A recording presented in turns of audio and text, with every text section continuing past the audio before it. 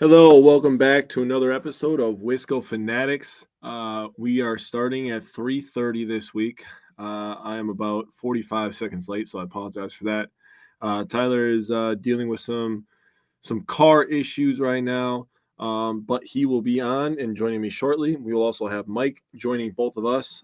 We have four Bucks games to cover. I will start with the Spurs game, which happened on the 8th, so a week ago today. Start with that one, and then we will cover the rest of the week.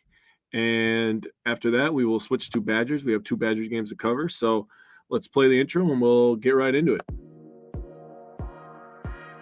Welcome to another live episode of the Wisco Fanatics Show, where we discuss the Packers, Bucks, Brewers, Badgers football, and basketball from an optimistic perspective. Wisco Fanatics is brought to you by Cardboard Legacy, Wisconsin's most complete sports card shop. Buy, sell, grade, and consign all at their location in Oshkosh. All right. So, like I said before, we're going to start with the Milwaukee Bucks versus San Antonio Spurs. So, before I get into my segments and stuff I wanted to cover with this game, just wanted to talk about a discussion that I had with Tyler during this game. So, I was watching this game, obviously, early in the first quarter. Wembanyama came out, and this was intriguing because you have a guy in Giannis who is looked at as, he's a super athlete. I was having conversations with my dad after this game as well, talking about, Victor is so athletic for how big he is. He's 7'5", and he did the nice little up and under move. He does the one leg 3-pointer. I mean, for him to have that touch at that size is just, it's amazing. It's impressive. It's a spectacle. Honestly, it's impressive to see. But while people are all watching that, they kind of forget how athletic and how much Giannis has been treating us for the last 10 years of our lives. He's obviously been in the league a little more than 10 years, but really since 2017, so about the last 8 years, he's really taken a massive jump. He's been one of the best two-way players in the league. He has had some amazing blocks. Blocking people going with two hands, going for a dunk, blocking people just simply with a head of steam. I mean, he had one in this game where Vassell is a very athletic player. The Spurs need him on the floor, another guy who can attack the rim. And Giannis just simply said no. So it's going to be a treat every time that these two match up. And I'm referring to Victor Wembanyama and Giannis Antetokounmpo. So it's going to be something.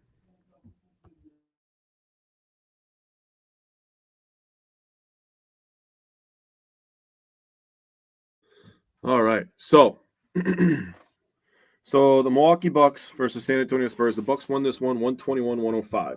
So to get into the first quarter of this game, Giannis absolutely dominated. And like I said earlier, Victor Wembanyama had a couple highlights in the first quarter of this one, but Giannis was the man. He started out playing defense on Wembanyama, showed his strength difference. He dominated with 11 points, 5 rebounds, and 3 assists in the first quarter. He just came out looking to kind of make a statement because he knew the eyes were going to be on this game, right?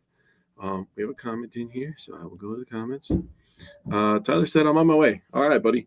So Giannis, 11, 5, and 3 in the first quarter. He absolutely dominated, wanted to make a statement, was guarding Victor Wembanyama pretty much for the entirety of this game, really showing that there are levels to this thing, right? As GA showed that being an all-NBA player isn't just from pure athleticism and size. Damian Lillard, he ended up being the leading scorer for the Milwaukee Bucks in this one. He had 26 points, 5 rebounds, and 8 assists, 8 of 13 from the floor, 4 of 7 from 3. And the amazing part for me is he didn't score till the 10:46 mark in the second quarter. So he didn't score at all in the first quarter, and he still ended up being the leading scorer for the Milwaukee Bucks. Brook Lopez had a good game himself, 22 points, 7 rebounds, and an assist. 17 of his 22 came in the first half as he was just, lighting it up from outside. Same with Dame and A.J. Green as well. So talking about A.J. Green, the bench scored 45 points, had 23 rebounds and 8 assists, 16 of 37 from the field, and 9 of 20 from three-point range. Now, 8 of those 9 threes came from 2 players. One, Gary Trent Jr., 4 for 4, so absolutely spectacular from him. He's been on a pretty good hot streak as of late. And AJ Green, 4 of 7 overall from three, 4 of 5 in the first half.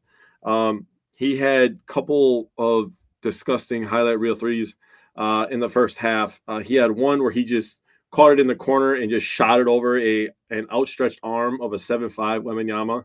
That was amazing. And then Giannis had the block at the rim, like I talked about on Vassell, and AJ Green hit a 30-footer in that place. The forum was electric after that three-pointer.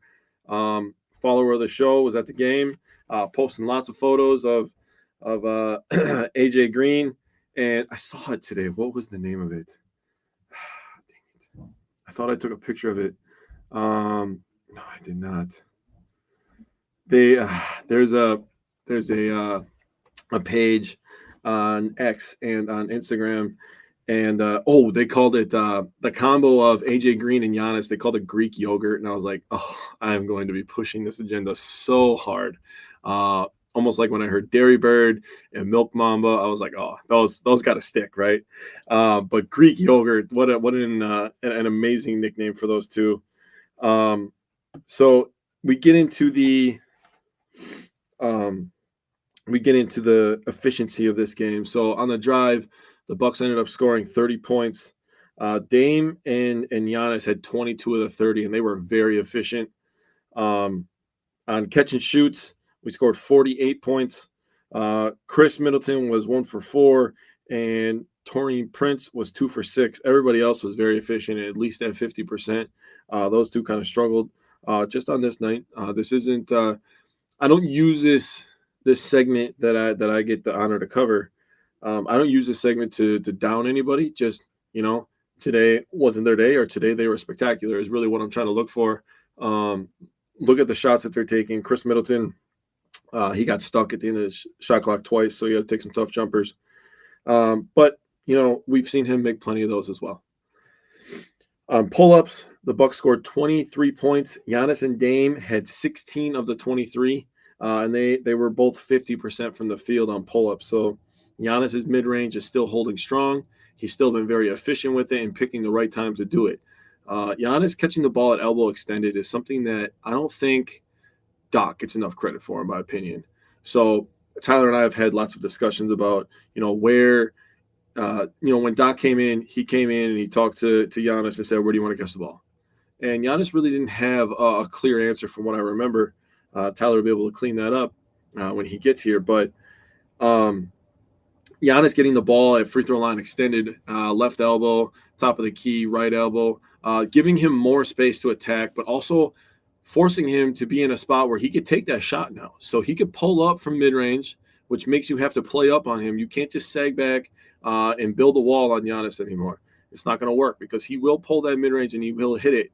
And this is a discussion for a lot of people that I don't think they're comfortable with having. Is they may not, all of last year we heard about it. They didn't like the Drew Holiday for Damian Lillard trade, obviously because hindsight's 2020, and they didn't like the how the team was playing last year, basically.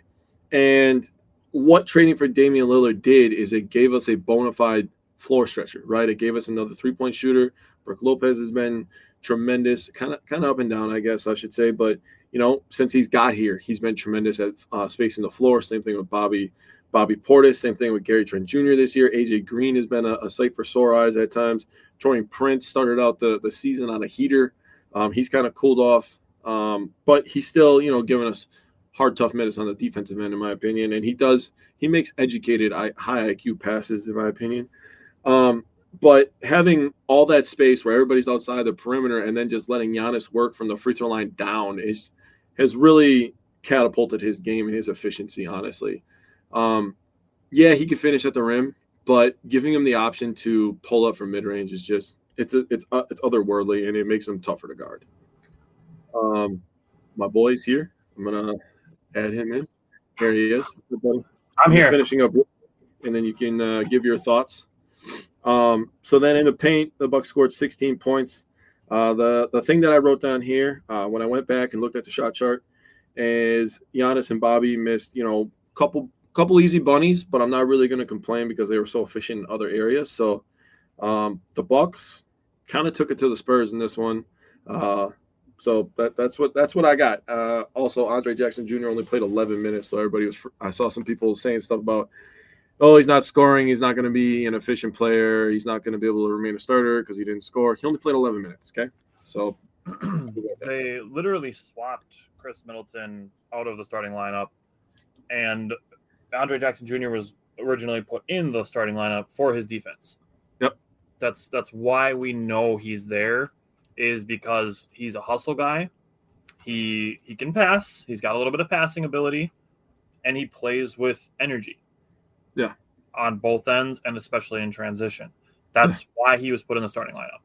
It's really nothing more than that. It's nothing like they expected him to make this many threes or this many, dunks or anything like that.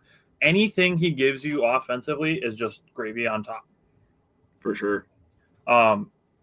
So for me, starting with the 3-point shooting, 19 of 42 is beautiful. Yeah. 46. Yeah, that's why I'm late. I was dealing with my wife's car, having some car troubles, so that's why I was late. But I'm here now. So you're here now. That's all that matters. Damian Lillard and AJ Green were 4 for 7. Gary Trent Jr. 4 for 4. Brook Lopez 5 for 11. Turnovers only 10. That's very good. 11 points off turnovers. That's great. I'm very happy with that. I'll take that every single game. Yes. Now we got Giannis versus Wemby. Wemby shot 4 of 10 from the field, 2 for 6 from the 3-point line, scored 10 points. 5 of them came in the first minute and 38 seconds. Yep. He had 7 points in the first quarter, or in the first 6 minutes of the first quarter, and then scored 3 points for the rest of the game. Wemby was 2 for 3 versus Giannis. He was 1 for 1 versus Ajax. He was 2 for 4 versus Brook Lopez. He was 0 for 3 versus Chris Middleton, surprisingly. Oh, wow. And then Giannis was 5 for 9 against Wemby, plus 2 assists.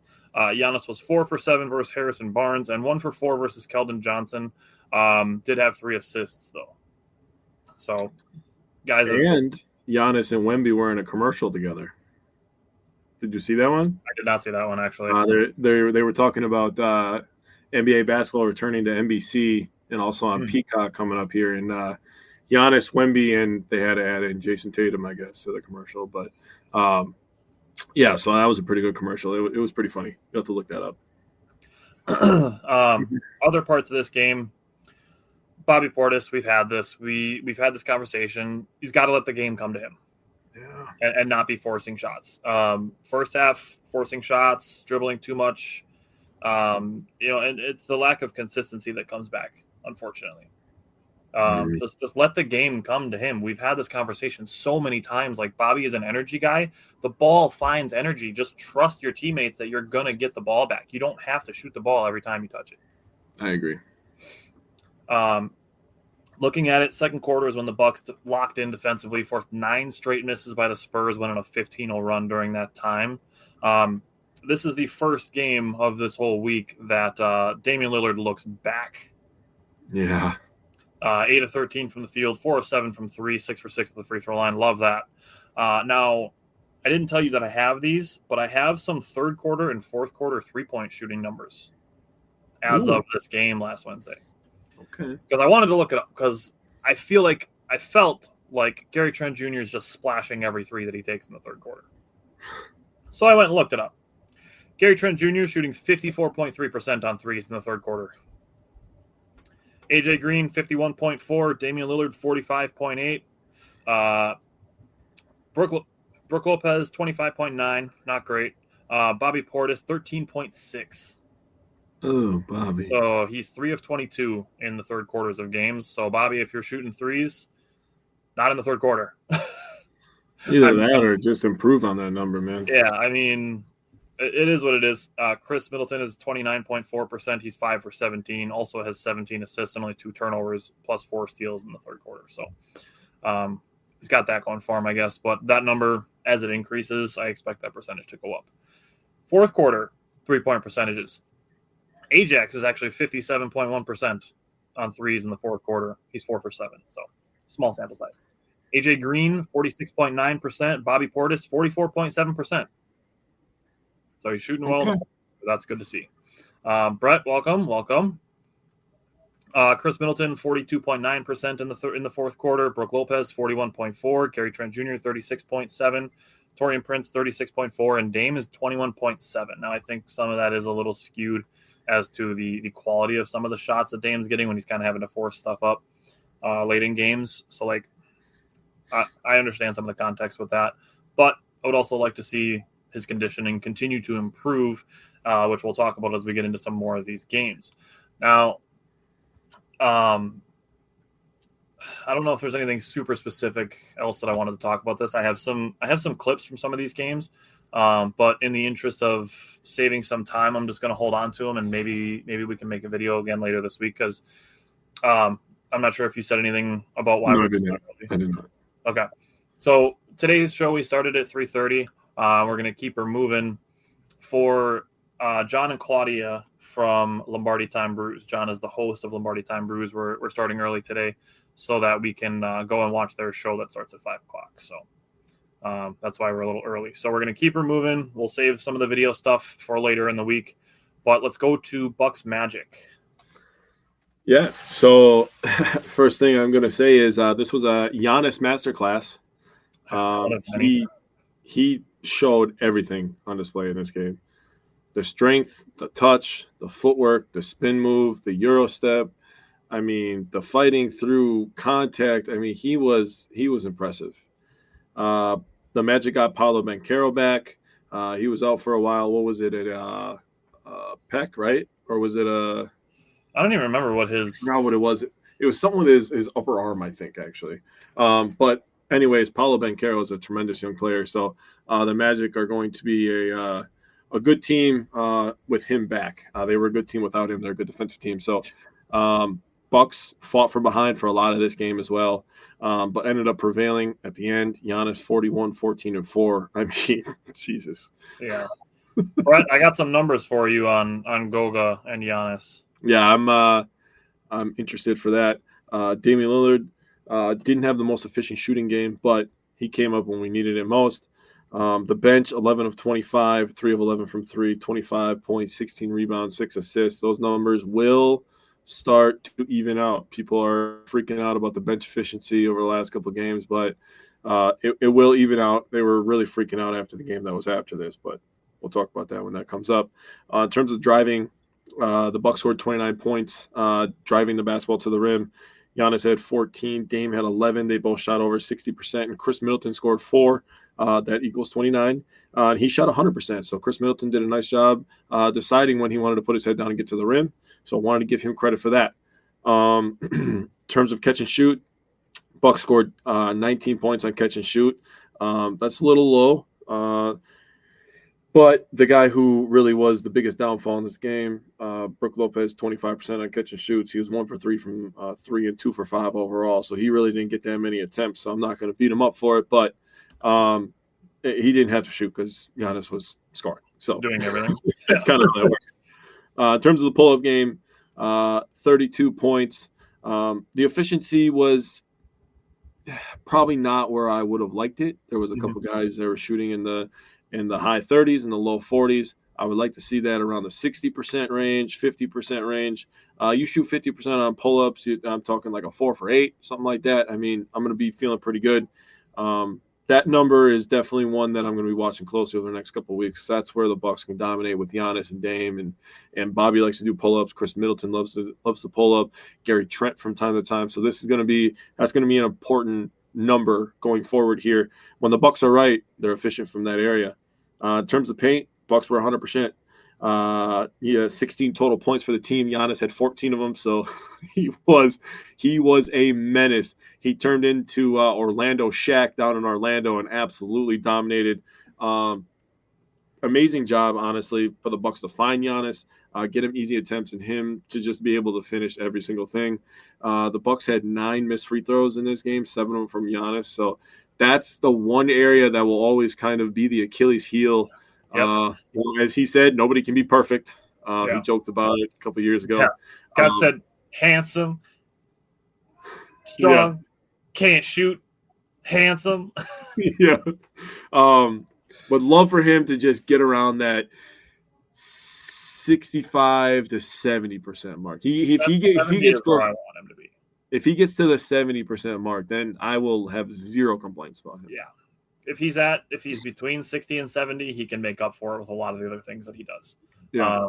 Brett said people can hate Dame here and there, but when we needed him most, he showed up. And the bench, I'm loving. The bench mob is here. Trent Jr. played a good part with some shots. I have some stuff on Gary Trent Jr., but Dame and Giannis combined for 70 out of 109 points.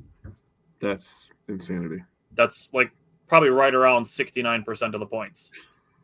It's probably a little bit less than that, but for the sake of giggles. Looking at three-point shooting, Bucks started with threes on back-to-back possessions on the second and third possessions of the game. Taurean Prince started 2 for 2, and the Bucks shot 9 of 25. The surprising part of that isn't that it was 36%, because that's almost dead on with the league average. It's the fact that they only took 25 threes. Yeah, that's what I thought too. Kind of strange, but it is what it is.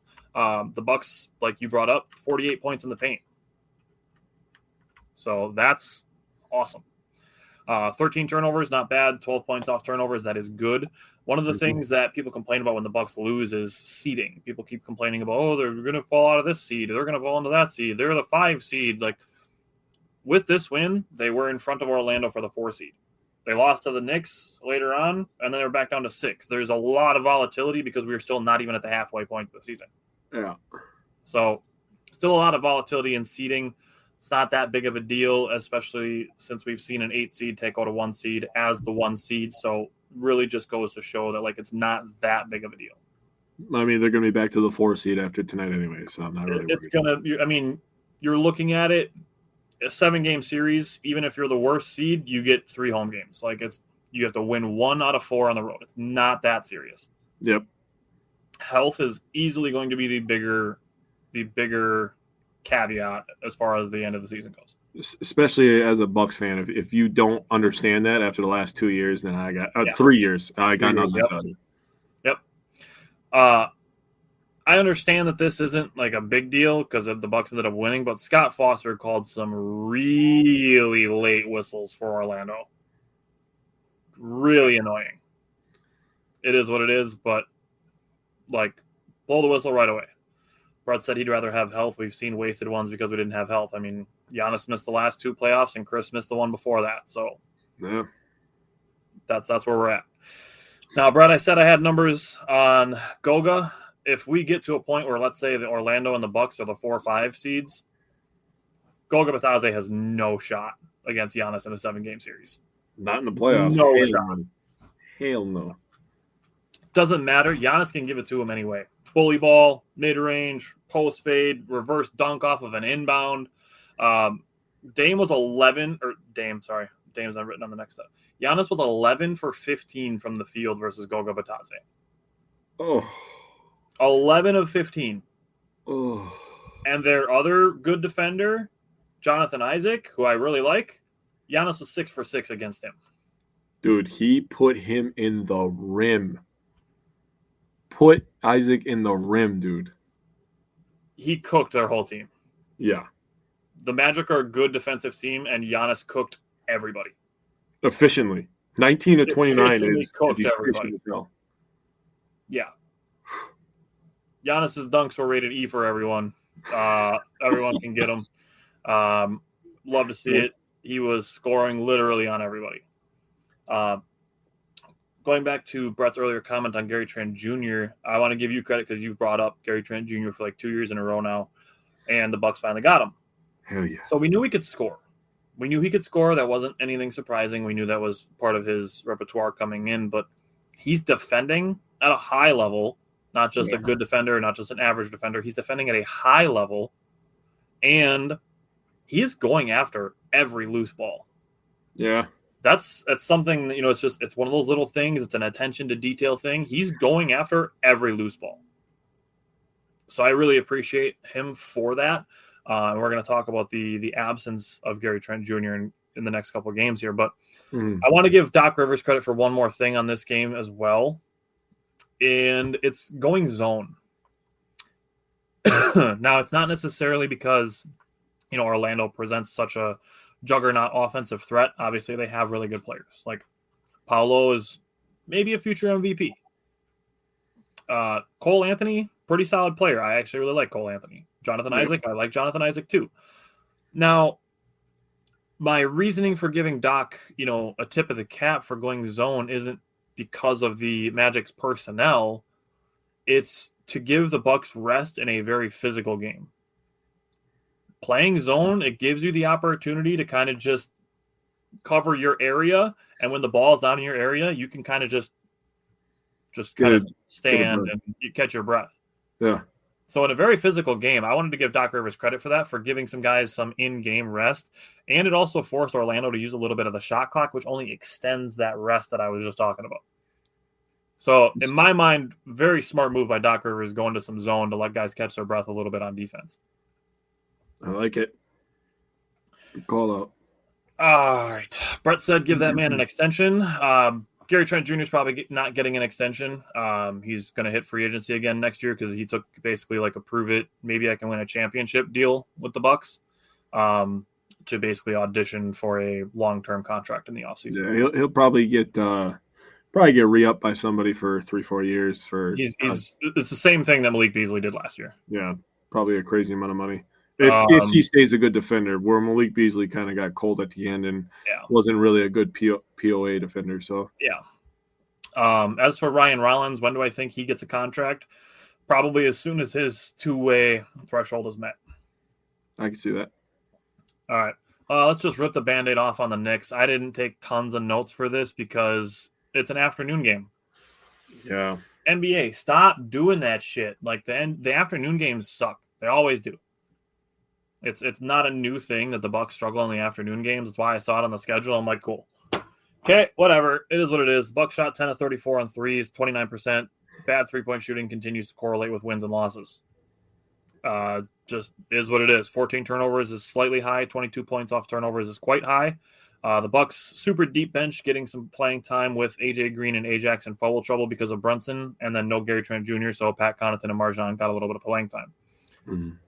I mentioned earlier with the Spurs game, Damian Lillard seems back. Damian Lillard is back. Going through the Knicks game, his last 4 games, he's 32 of 63 from the field. That's 51%. And 14 of 29 from the three-point line. That's 48%. Averaging 25.5 points, 4.25 rebounds, 5.75 assists, and only 3.25 turnovers with a steal over the last 4 games. So I told you guys give Dame some time on his conditioning after the illness. Dame looks back. Yeah. Efficient Chris Middleton out in full force. He was 7 of 9 from the field, 2 of 4 from the three-point line, 16 points in 24 minutes to go with 5 assists, 2 steals, and only 2 turnovers. Pat Connaughton was helpful in his filling in for Gary Trent Jr. That's kind of what I alluded to before. Doing a really good job of driving to the basket, actually, I thought. Scored 8 points, had 5 rebounds, 2 assists in 15 minutes. If we get that little bit of Swiss Army knife, small bench boost from Pat, I'm okay with keeping him if nobody wants to trade for him. Yeah, I agree. And then lastly, we need Gary Trent Jr., and I'm going to monitor maybe putting AJ Green in the starting lineup for Taurean Prince. I understand that Prince's numbers are better when he's in the starting lineup than when he's on the bench, but I'm curiously monitoring maybe having AJ Green in the starting lineup instead of Taurean Prince. So what do you have from Bucks Knicks? Yeah, I don't hate that take, by the way. Although it is kind of nice having AJ Green coming off the bench and everybody on the other team just like, shit, this guy can shoot 30-footers.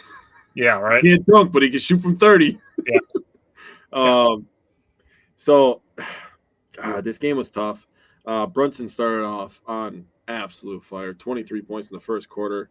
And drew like 9 fouls. Yeah, he was foul baiting hard. But I thought the Bucks did a nice job for a majority of the first quarter, kind of answering the bell that Brunson was kind of setting. He was kind of setting the pace, and the Bucks were getting layups out of it while they were getting, and ones and some 3-pointers, and that stuff kind of starts to add up, right, over the course of 48 minutes. So I mean, just kind of tough with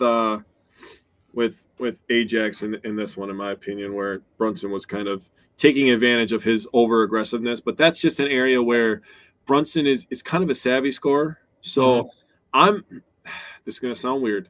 I don't like losing. I don't like losing to New York, but this was a good learning experience for Ajax. Absolutely. It's experience. That's the key word, is experience. Yeah, he's a very aggressive guy. He's still very young in his career. He didn't Yep. get a lot of playing time last year.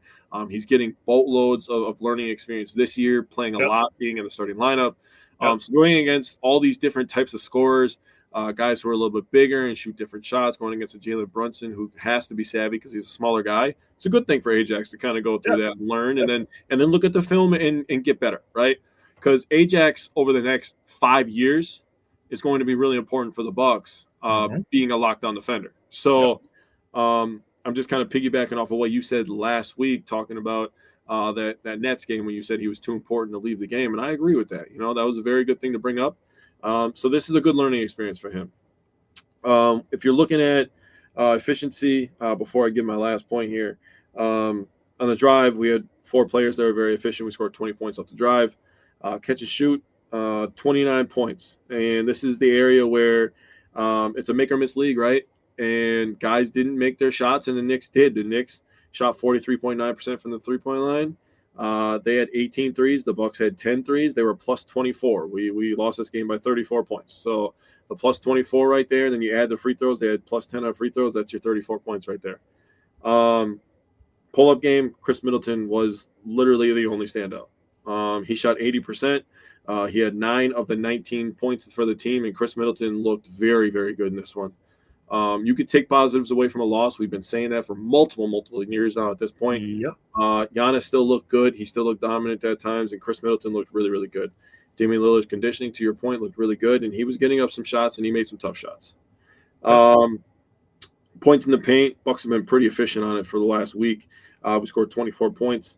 The thing that was really tough in this game, now they got off to a hot start in the first quarter. Obviously, Brunson was going insane. He had to leave this game and still ended the game of 41, I believe, or 43, whatever it was. Something like that. I thought it was 41, but. So, you know, they got off to the hot start in the first quarter. Then they came out in the third quarter, and they went on a 10-0 run to start the third quarter and got the game to 85-62. And that was kind of the point where the Bucks kind of never recovered from it. And you know what? That's okay. It's not okay if you're Giannis. He talked about it after the game, talking about they need to play better against the top seeds, and I agree with that. But, you know, I think every once in a while you need to take your licks and you lick your wounds, and you learn from it. So that's why I said earlier in the season, like I hated that all of our Cavs and Celtics games were so early. Early in the season, because like now we have very few measuring stick games throughout the rest of the year. Like I think we play the Cavs like one more time. I don't understand why they made us play a division rival that much that early, anyways. I don't know. And at that point, like we should do what I've been saying with NBA to kind of rule out the back-to-backs is just start making these series. Yeah. Just start making them series. If you play a team multiple times, play them twice in a row. Yeah. And just I don't give a shit if you alternate it. Like with the West and the East, I don't care if both teams, you know, get home game. Like play 2 home games this year, play 2 home games, you know, next year. And alternate it that way. Yeah. As a way to get rid of back-to-backs, because as we go into the Bucks and Kings game, Chris Middleton was out for the Kings game. Brett, take care. Chris Middleton was out for the Kings game because it's a back-to-back. The Bucks are playing like their 9th back-to-back of the first half of the season. Yeah. That number is not accurate. It's close. It's not the exact number of back-to-backs they've played, but it's close. Yeah. And Chris Middleton is sitting out because he was going to play either one or the other of the back-to-backs. So they chose to sit him out Tuesday to give him one more day of rest going from Sunday to Wednesday. So last night's game, Bucks shot 17 of 45 on threes. That's 37.8%. That's pretty decent. If you look outside of AJ Green, who was the let it fly guy last night, was 4 for 12. The rest of the team was 13 of 33. That's 39.4%. Yeah. So I'm not saying that to disparage AJ Green, but he took almost 25% of the Bucks threes last night. Actually, a little bit more than 25% of their threes by himself. I mean, he is our shooter, so he's not there to let it fly. But I'm just giving you like the lay of the land on the rest of the team outside of AJ Green. Right. Dame was 5 for 8. Taurean Prince was 3 for 4. It was good to see him bounce back. Turnovers, only 9 turnovers on a night where they assisted on 32 of their 49 made field goals. That's essentially 2/3 of their field goals were assisted. I love that. Hell yeah. And only 9 turnovers to go with it. That tells you that ball was moving. and moving well and efficiently. Only allowed 14 points off those 9 turnovers, which is okay. Two things that are not being talked about enough as far as the Bucks superstars go. One is Giannis's passing, and 2 is Damian Lillard's defense. No, hey. Agreed on both. When we do some video breakdown stuff, I'm going to have clips of both of these, but they are not being talked about enough. The stuff that Giannis is doing, people are in awe of all the shit that Jokic does with passing. People are not giving the same energy to Giannis. And Giannis is doing some crazy shit with his passes. Yeah, he was. And then Damian Lillard, there was one possession where Keegan Murray was trying to back him down, and Damian Lillard just put the clamps on him. And Murray couldn't get a shot off. Damian Lillard is 6'2". Keegan Murray is 6'8". Yeah. And Dame put the clamps on him. Yeah. It's been kind of a tough year for the Damian Lillard can't defend people. It is. So we'll talk about that more when I get some video out. Other couple things. It's good to see Brook Lopez bounce back offensively. Finished with 21 points. He was 8 of 15 from the field, 3 of 7 from 3. That's good efficiency there. Last thing before we talk about Giannis, I want to give credit to Pat Connaughton for being a true professional. Yep. To have a greatly reduced role, but still come in when Gary Trent Jr. is out, to step into that Swiss Army knife role that I wanted to see him occupy this season, and to come in and give 5 points, 5 assists, and 3 rebounds with no turnovers. Like I said, when it comes down to it, you can't ask a lot more out of him. No. Regardless of what you feel about his contract. I mean, like I said, if people don't want to trade for him, I'm okay with keeping him because he hasn't played very much over the last 5-6 games outside of the Knicks game when guys were in foul trouble. And he comes in and gives you 5, 5, and 3 with no turnovers. I'm okay with keeping him because if there's, God forbid, an injury to Gary Trent Jr., that's, more than just the injury that's keeping him out tonight's game as well, Pat Connaughton could come in super clutch.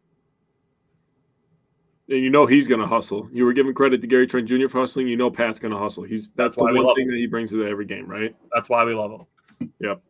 So let's use Giannis as the transition from me to you. So Giannis has the 33, 11 rebounds, 13 assists. I want to give Giannis credit for only having 3 turnovers.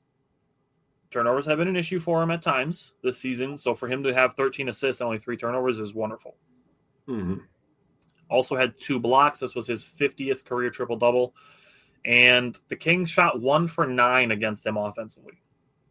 He's going for that DPOI this year, I think. Shit, it's going to be hard to keep him out of the MVP conversation.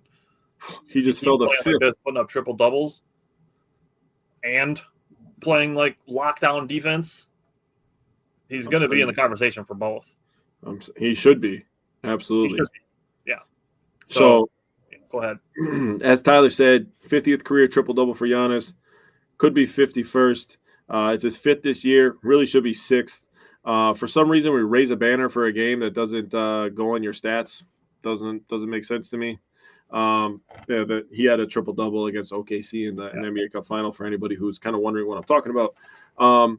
But yeah, he was tremendous last night. And I did text you. You were talking about some passes he made, right? He made one pass last night, and I was like, holy shit. Was it the behind the back flip to AJ Green in the corner? Yeah, and I texted you. I said, 34 is good. And you were like, he's all right. Obviously being sarcastic, but it was like, dude, for him to just like be as physical as he is, grab the rebounds that he does, go and dunk the way he does, have to pull up mid-range, pass like that. I mean, he is not getting the respect he deserves. And Tyler and I were just on a thread earlier yesterday, late last night actually, about somebody saying that SGA is underrated. No. I don't think people are respecting the greatness of Giannis. Yeah.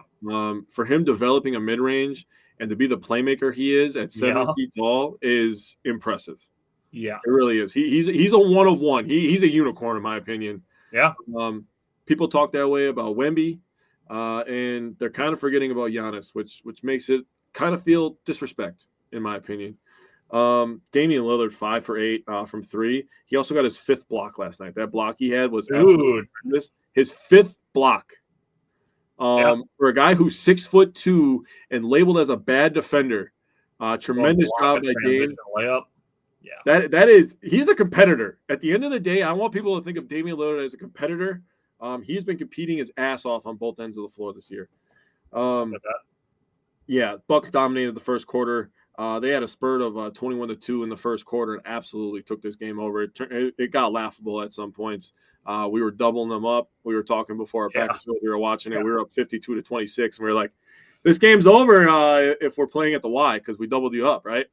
On the drive, Bucks scored 26 points. Ryan Rollins was fantastic. He scored 7 points on 75% from the field.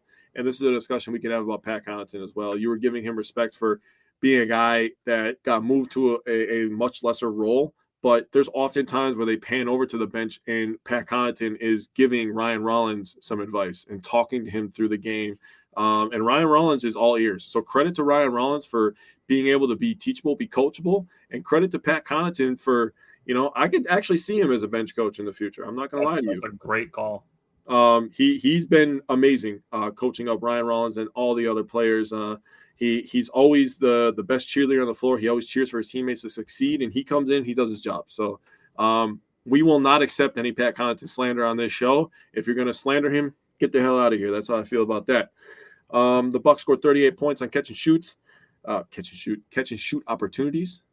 As I talk like an adult now, they didn't have great efficiency, but the Bucks defense showed up in spurts, and it was good enough for them to get the win. Pull-up game, Dame looked like Dame. He had 13 points, shot 62.5% on pull-ups. He was back last night. This was the Damian Lillard we needed. Last night where I was just like, yeah, that three-pointer he had, I was like, dude, that was disgusting. And that was on Keon Ellis, who's a good defender. Yes, he is. He's a very good defender. Taller than Dame. He was giving Keon Ellis fits last night. Want to give a call out in the first quarter. He was absolutely pissing Ellis off. Ellis came into the game like, we're on a 7-game win streak. I'm feeling myself, man. I'm all dripped out. Damian Lillard said, "Come here, young blood. The buck starts here." Yeah, walk with me. Walk with me. Bobby missed one in the paint, but other than that, the Bucks were very efficient in the paint. I've been very happy with their ability to break down the defense and find guys in the paint, and the guys are finishing their shots. So if we finish our shots in the paint, we get good open looks from the 3-point line, catch and shoot opportunities, and they make them. It really is just about the Bucks' efficiency on defense is really what it comes down to, and if they show up. Yeah. You want to read that? Nope. Okay. All right. Anything else you wanted to say about the Kings game? Bucks kick some butt. Hopefully they do it again today. Yeah. 47 points is their new quarter high for any game this season. Their previous high was 42, so that first quarter was setting the tone. If we're looking at the Knicks game and then the first quarter of this game, that was a tone setter, kind of a lookout, not even to the league or just to the Kings, but to themselves. All right, so we're gonna bring in almost bringing Mike. What's next for the Bucks? They have tonight against the Magic again. Then they have Friday against Orlando, and they have Sunday against Philly. So we will have 3 Bucks games next Wednesday. So now we can bring in Mike. And we'll switch to Badgers and bring in Mike. Mike, welcome back. You got yourself muted currently, so there you go. I like how we got done with the Bucks segment at 414. Nicely done, Tyler. Nice. Totally drew that up on purpose. It's exactly how we planned that. Yep. 15. So now sometimes the universe answers your call, right? So now we're on Badgers time, and we're going to start with Badgers in Minnesota. We'll start with Mike with the guards. Welcome in. And what did you take away from Badgers in Minnesota?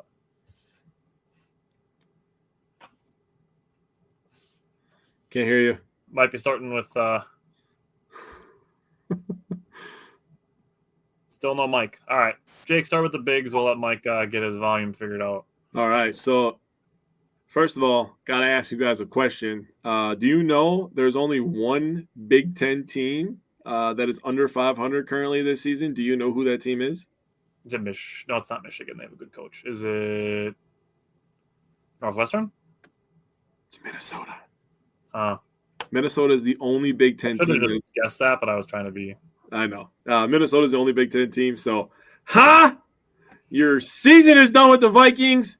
Your season is done with the Golden Gophers. Your basketball teams suck. Your winters are cold. Your basketball team sucks. You are about to hate your life for the next 4 months. I'm so. And your team that was just in the finals looks bad, or in the conference finals looks bad. Dude, they traded Karl Anthony Towns, and now he's third on MVP Kia ladder board right now. That, my God. Talk about fumbling the bag. You traded for Julius Randle on purpose. You deserve all the bad things. You deserve all. I agree. You traded Karl Anthony Towns, guy's athletic and shoots threes, for Julius Randle. And Dante does not fit in this era. He doesn't. He fits in the era of the 2000 2007 era. Yeah. That's where he would have been monster. Yeah. Not 2025. But I digress. The Minnesota Golden Gophers are under 500. They suck. And the Wisconsin Badgers absolutely whooped their ass 80-59. In terms of the bigs, Nolan Winter played 21 minutes, 8 rebounds, 6 assists. 6 rebounds and 1 assist. 6 assists would be impressive for Nolan Winter. 2 of 4 from the field and 1 for 2 from 3.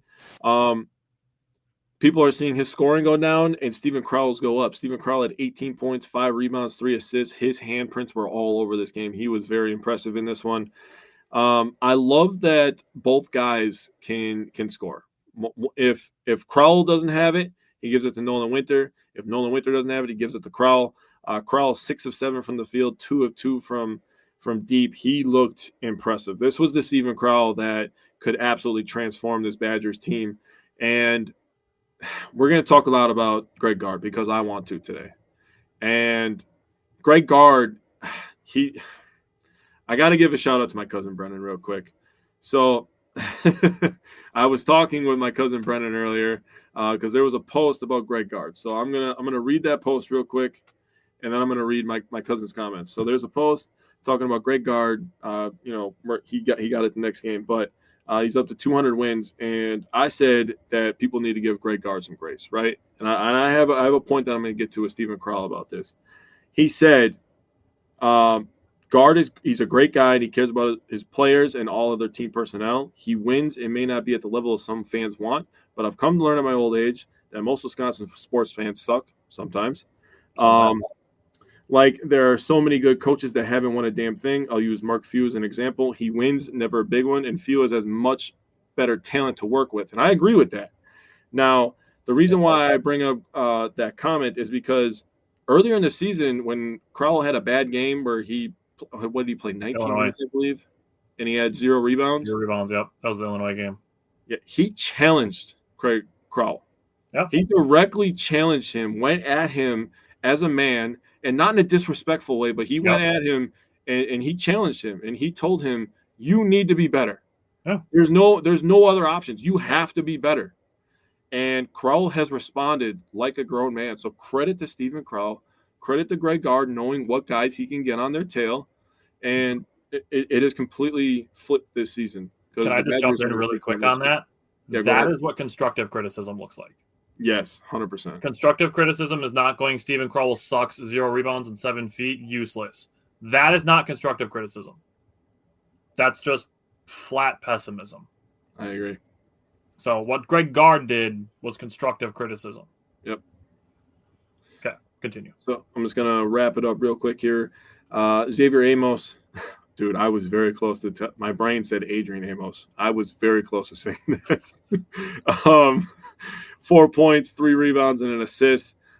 He didn't have the most efficient game shooting, but I love that he not scared to shoot it. I do actually love that about him. Some guys, they come in and they're gun shy. He comes in and he's ready to fire. So I appreciate that about him.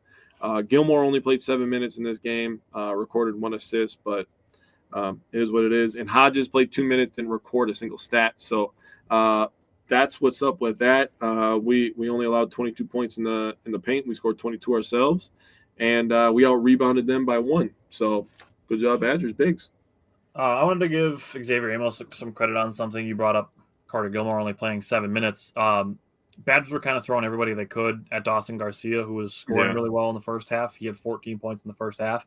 I think that's why Xavier Amos got a little more playing time to match that athleticism. Not that, Carter Gilmore can't defend anybody athletic. Like, he did a really good job against Ace Bailey against Rutgers, but just Greg Gard trying different things. And I wanted to give Xavier Amos credit for working his ass off against Garcia. Yeah, good call. Looking at the wings, John Blackwell didn't really run any offensive sets for him for like the first 6.5 minutes of the game, which I thought was kind of odd, but it is what it is. Other than that, he played kind of more of a secondary scoring role. The Badgers went through Stephen Crowell a lot and just generally moved the ball very well. So I'm not super upset about anything as far as John Blackwell is concerned. Not his most efficient game. He was 3 for 10 from the field and 1 for 5 from the 3-point line. Did make both of his free throws. Finished with 9 points. His first game not in double figures since November 30th. Wow. So John Blackwell's been very consistent. I'm not going to freak out over having one clunker of a game here and there. In addition to his 9 points, he had 4 rebounds, 2 assists, and 2 steals, and only 1 turnover, which is a very key thing with John Blackwell, is limiting those turnovers. Same goes for John Tonje. He got a little bit banged up in the first half. Came in, banged a 3 on the next possession, so good for him. I've talked about this before, and I'm going to give credit again. John Tonje makes an impact in the rebounding category. He is a very important rebounding guard, and I appreciate him for that. In the second half, made a really great transition pass to Kamari McGee with the left hand, helped put the Badgers on a 7-0 run. The Badgers won this game, somewhat handily. They were down 15-5 early in this game. They were. And, came back and scored 17-5 run and flipped the table on Minnesota. And then the second half got kind of wild. Minnesota scored first to give themselves a 31-30 lead, and the Badgers ran off the following runs: 7-0, which grew to 13-2, which grew to 23-8, which grew to 40-12, which had a 17-1 run baked into it, and grew to 44-14 before the mass substitutions came in. 44-14 after Minnesota took a 1-point lead. Badgers went on to outscore them by 30. What would Pat Bev say that run was? Belt to ass. Hell yeah. Damn. Second half, I wanted to give credit to Nolan Winter for working really hard on both ends. He helped slow down Garcia and himself scored 7 points in 5 minutes. And then lastly, on the wings, I claimed Marcus Silver as a wing just because he plays on the wing more, even though he's probably a power forward. He plays more like a small forward. Yeah. He had back-to-back threes in the second half and grabbed a couple rebounds. So good for Marcus Silver to get a little bit of playing time. And now I'll let Mike talk about the guards. Can you hear me? Yes, we can hear you. Sorry about that. We can hear him. You're fired. Caught me off guard a little bit. First off, I was going to give a quick shout out to Monty Ball before. Hell yeah. Yeah. I know it's football related, but shout out to Monty Ball. Going to be inducted in the College Football Hall of Fame, so just want to throw that out there. I'll get right into it. You guys brought up a couple points from as I was getting everything together here. But in this game, this is the first game without Max Klesmit this year. Unfortunately, he rolled his ankle pretty good. I've done that myself a few times, and it's definitely not pleasant at all. Sucks. And it doesn't look like that bad, but it sucks. It's a pain in the ass, to say the least, to get back to full strength. Yeah. So I think that is going – I'm going to bring that up here too as we go to the next game. But talking about this game specifically, beating Minnesota is always great. We won the last 21 out of the 26 meetings with them now. It's always good to be out of your rival.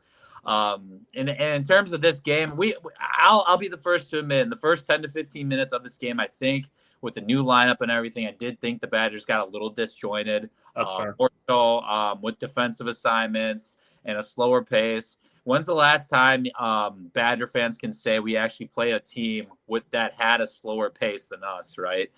So Minnesota is 360 is ranked 360 out of 364 in Ken Palm tempo rankings.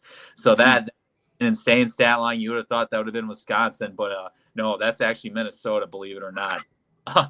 But yes, jumping into it, Kamar McGee for his first career start as a Badger. I don't think you could really ask for too much more. He played 33 minutes. That was the most out of anybody on the team in this game. He had 15 points, 5 rebounds, 3 assists, and 3 steals and 2 assists.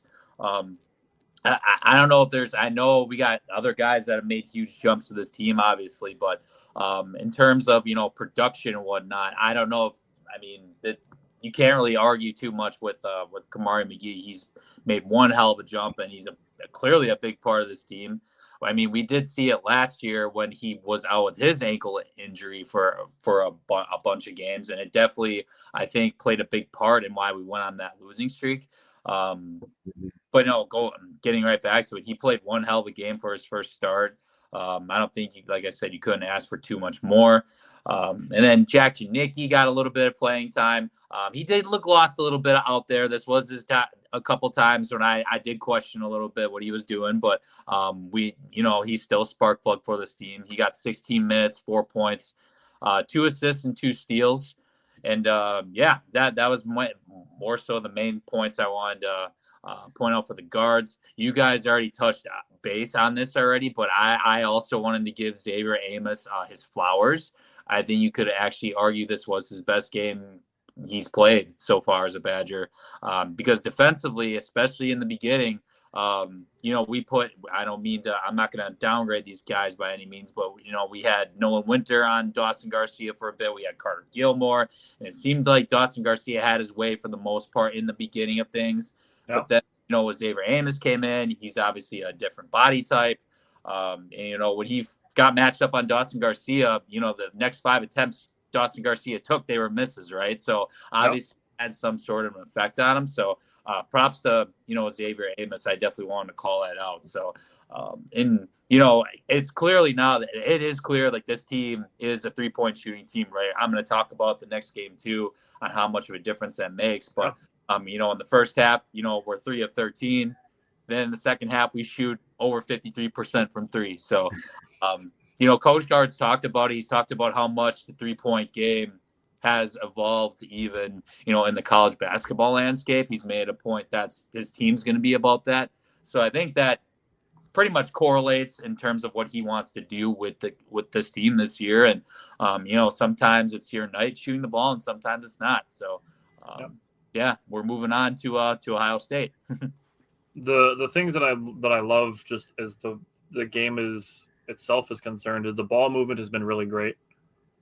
And watching the games, the Badgers are the aggressor on every 50-50 and loose ball.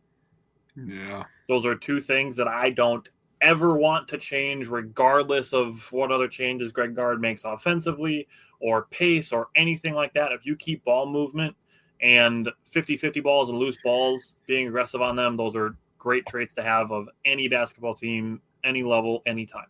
Yep. Now, as we transition into the Ohio State game, something that I've noticed over the last 4 or 5 games for the Badgers is they do a good job of, as a team, rotating defensively.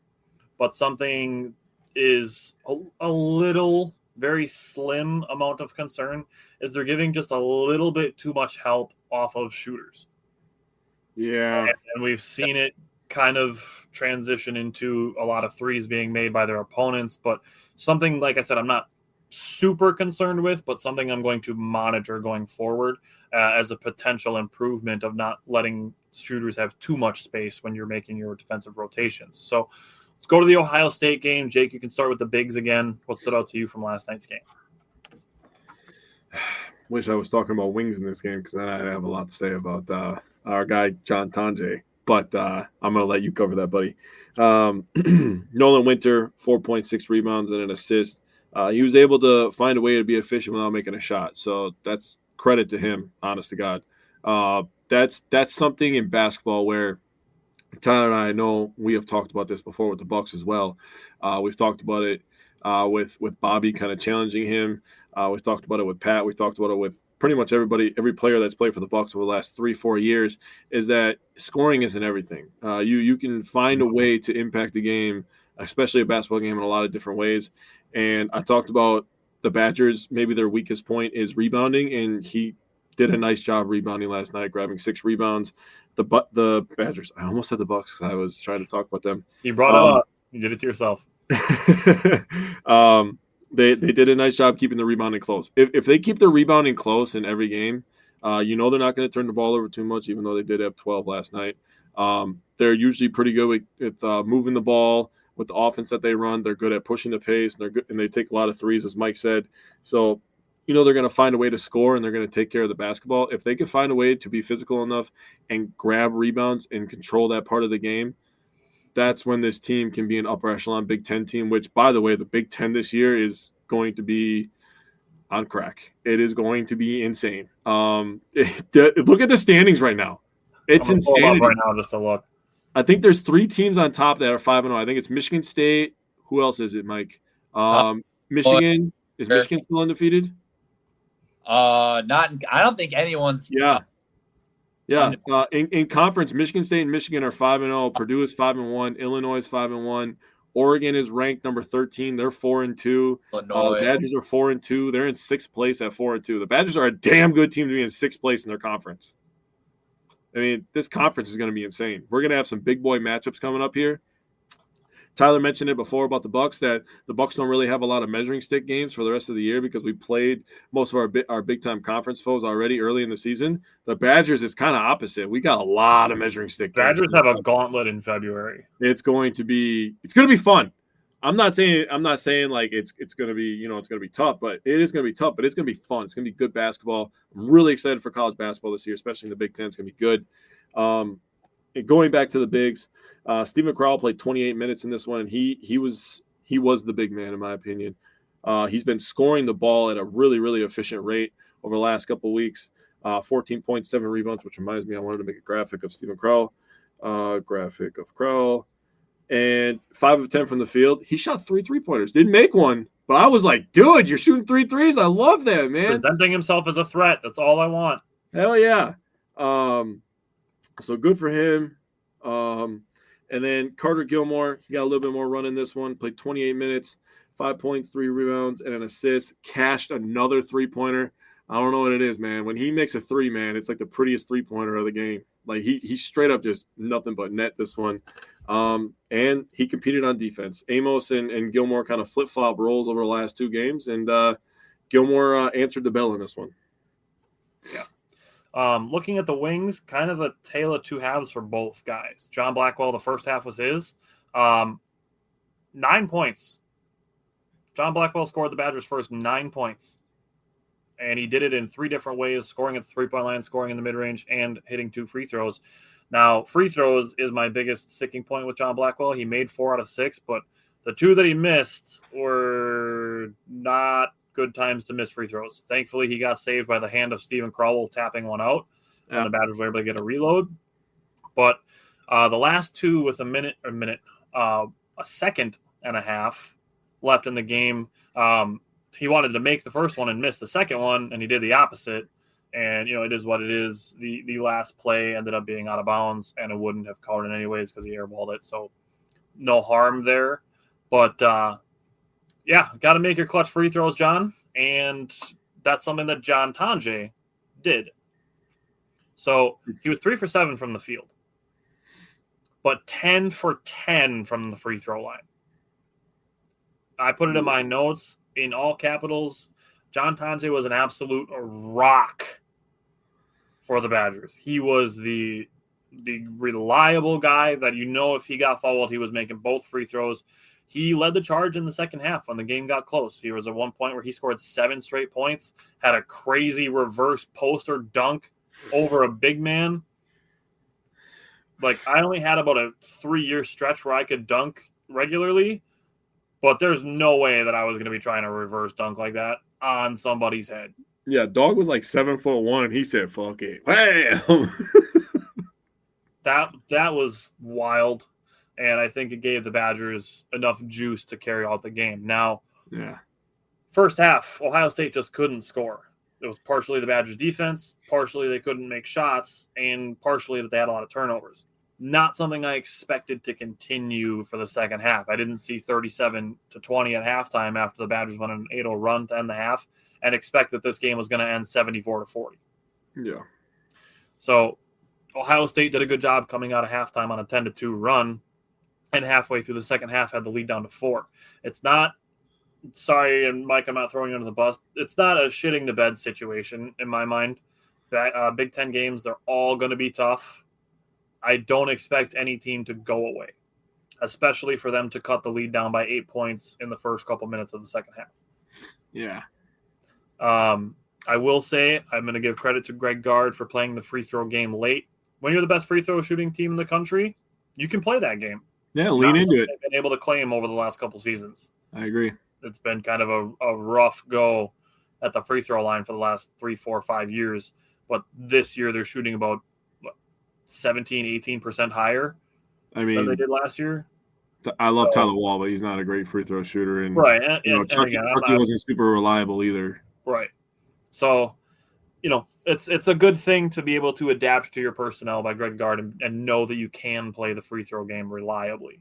Agreed. So, Mike, what did you take away from the guards? Well, I guess first off, Jake, I forgot it. If you did mention this, because I went MIA, but happy 200th win for Greg Gard after the Ohio State win. Sorry, I don't know if you mentioned that or not when you were talking. I kind of hinted at it in the Minnesota game. I didn't want to say the official stat. You can give him the official congrats on this one. Yeah, 10 years, 200 wins, awesome. Yeah. I think he's 6th, 7th, or 8th all-time Big Ten winning percentage as a coach. For Big Ten winners, all-time wins as a Big Ten coach. So that alone justifies itself. I think that's pretty impressive. But no, this ended up being too close for comfort. It was one of those nights where we couldn't shoot from the outside, which clearly it is part of our game. I'm also gonna to counter that. I'm also gonna say, I think in recent teams past, within the last even 3 to 4 years, I think this is personally a game that we don't end up pulling off. And I only say that because we don't go 25 or 28 from the free throw line, right? We have certain guys on the team that just simply couldn't shoot free throws, and it would cost us some games. So that's what, to counter all that, that's why I would say, okay, this is why this team, on an ugly shooting night, they are capable of still getting the job done at the end of the day for doing things such as shooting good from the free throw line.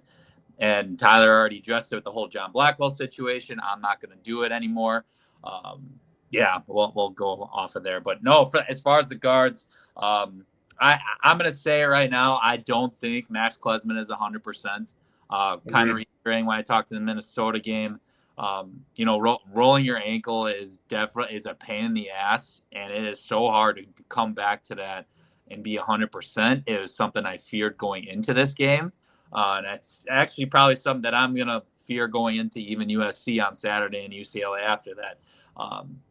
He still ended up playing 30 minutes, which is something I also questioned a little bit, but he had 4 points, 2 rebounds, 1 assist. Obviously, he's a big part of our defense, defensively, schematically in that retrospect. The 1-3 that he did have in the second half, we were pretty stagnant offensively, so thank God he did hit that. It put us up 8 with about 7.5 minutes to go. But I do think going forward, you're looking, I'm going to talk about him here shortly. You're looking at now Kamari McGee, who only got 16 minutes in this game. I was pretty far against that because coming off of a game in which, he had 15, 5, and 3, getting 33 minutes, he's been, just as consistent as anybody on this team as far as I'm concerned in terms of production. In 16 minutes, he had 9 points and 1 rebound, 3 of 5 shooting. To give you some context, and this is just 3-point percentage now, in his freshman year at Green Bay, 27.5%, 27-91 from 3. 18.5% his sophomore year at Wisconsin, 5 of 27 from 3. Last year, 27.3%, only 3 of 11 from 3. This year, 55.6% from 3. Damn. 20 of 36. That is absolutely insane.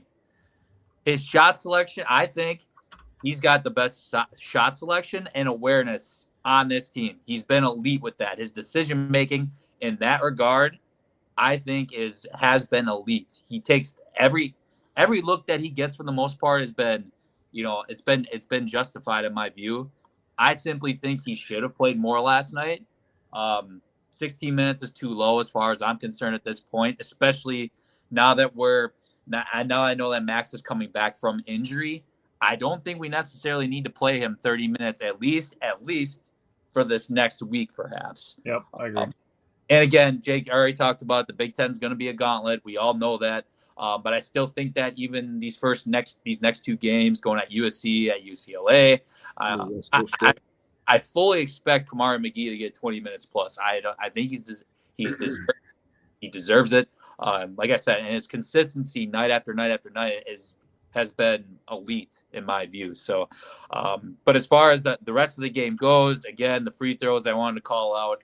In years past, I don't think this is a game we could have ended up pulling out because we simply don't shoot free throws as good. We're number one. Play it straight up in terms of percentage. I want to say, Jake touched on it, but I do wish, as far as the last 4 to 5 minutes of this game, I would have liked to see Steven Crowell actually get the ball more. This was one of the more favorable matchups in my view, which he could have, made a tear on and probably dropped 20 points, to be honest.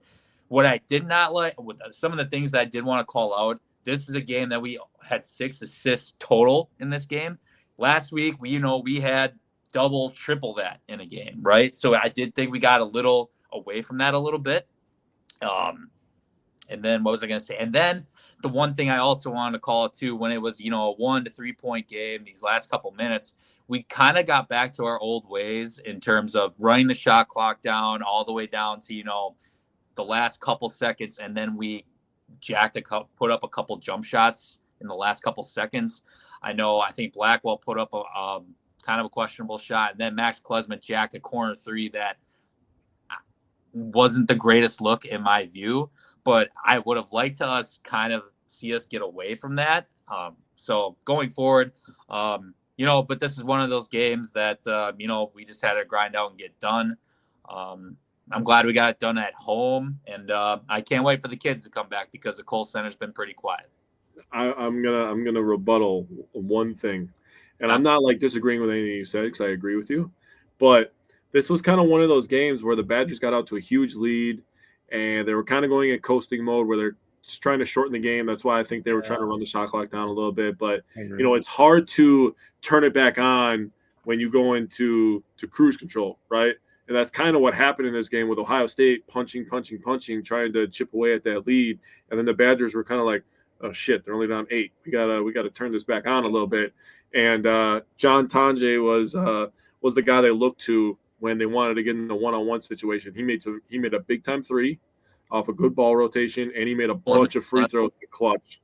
So, I know that the assist number doesn't look great, but that's really what I kind of took away from the second half of this game is they were trying to turn it back on, and it's hard to do that. I mean, we've all been in those situations, when we played sports in our lives, whether it be pickup ball or high school basketball or high school football. Like when you go into coast mode and then the other team gets on fire, it's like, oh God, we got to get amped up again. You got to wake back up and lock back in. Yeah, that's hard to do, So I'm not trying to make that as an excuse because I agree. You got to just run your offense until they're dead. Keep the foot on the throat, which I think is the point that you're trying to get at. But that's what I think happened last night. Also, I do think that they should have played Kamari McGee more. He could have been a spark plug when the offense was kind of dead because he is a true point guard and would have got the ball movement a little bit better, and he's aggressive at defense. So I think that would have been the one thing I would have went against guard last night, played him a little bit more.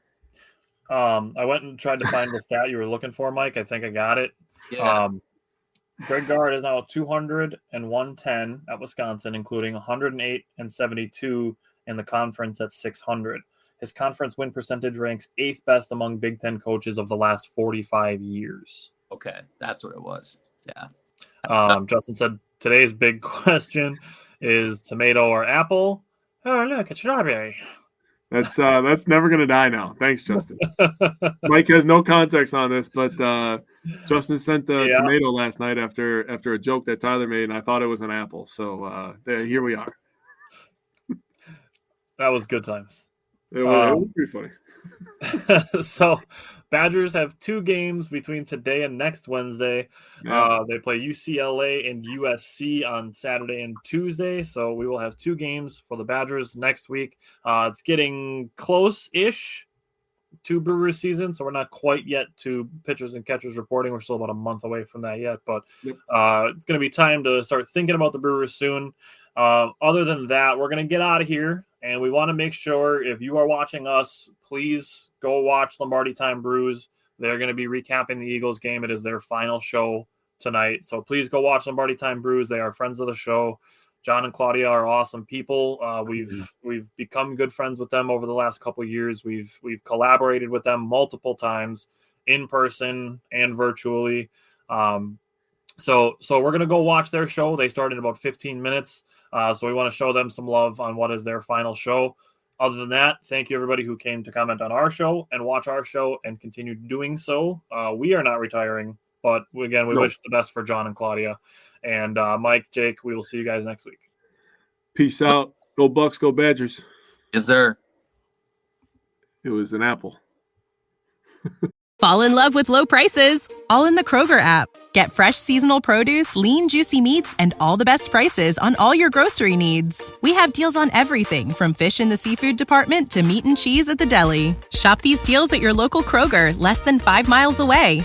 Or tap the screen now to download the Kroger app to save big today. Kroger, fresh for everyone. Prices and product availability subject to change. Restrictions apply. See site for details.